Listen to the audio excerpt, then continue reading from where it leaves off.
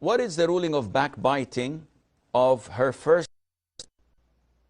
And I ask her specifically the reason. And one would ask, why do you ask about the reason? See, what is the definition of backbiting? Backbiting is saying a statement about a person who's not present with us.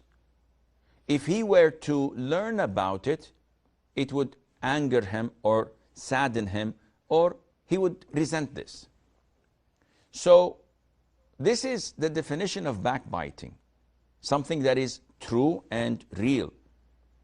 But there are cases that are considered to be permissible backbiting.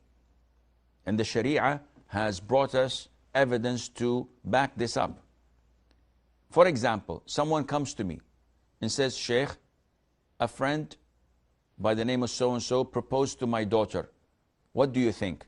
I know that this suitor is an alcoholic, or he doesn't pray in the masjid.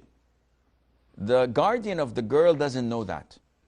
So for him to come and consult me, I have two options.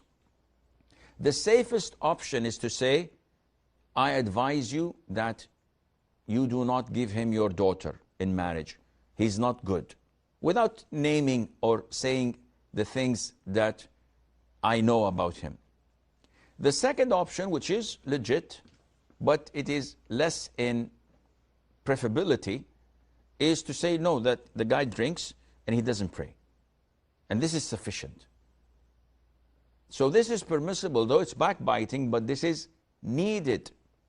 Like when someone breaks into my house and I know the burglar, would I say, I cannot go and complain or file a case against him because this is backbiting. He doesn't like this. No, this is my God-given right.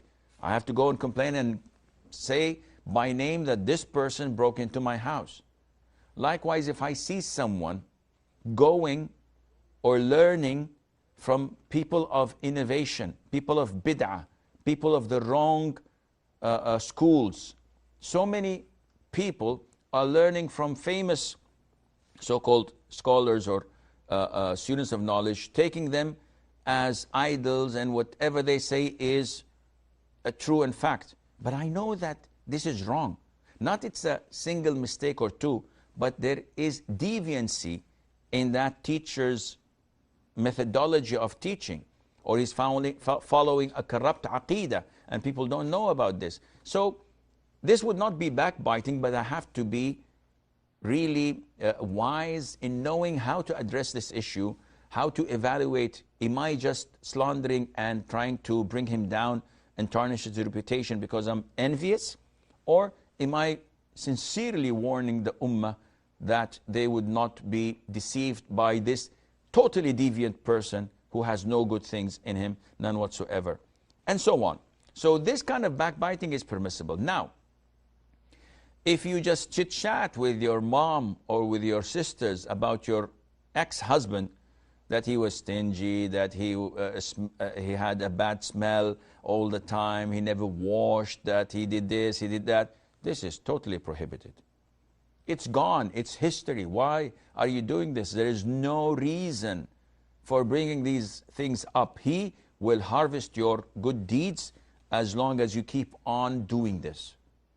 But if there is a legitimate reason, if someone he proposed to, comes to you and say, what do you think of your ex-husband? And you tell them that he had these shortcomings, just for them to be alert and to be careful whether to say yes or no, and you don't lie.